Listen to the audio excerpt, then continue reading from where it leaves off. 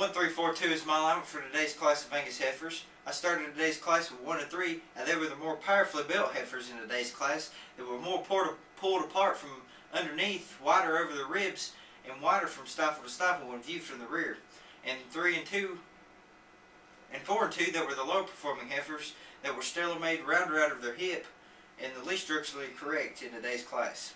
Yes, my class winner could have been wider from stifle to stifle when viewed from the rear, but she still makes her way to the top of today's class.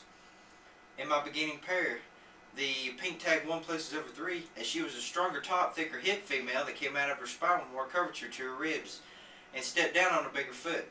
I understand 3 blended more smoothly from front to rear and carried a larger circumference of bone, but at the same time she was more nondescript over her top, stellar made and rounder out of her hip. Moving on to my center pair, the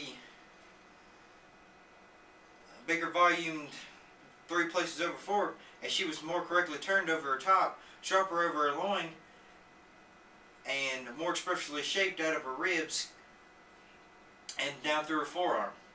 I admit 4 was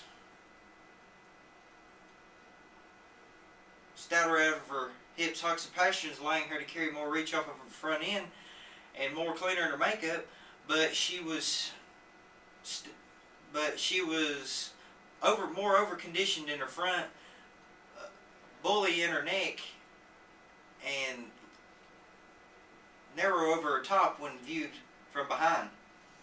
Finally, in my ending pair, the stouter design 4 places over 2, as she was a symmetrical heifer that blended more smoothly from front to rear and carried more reach off of her front end.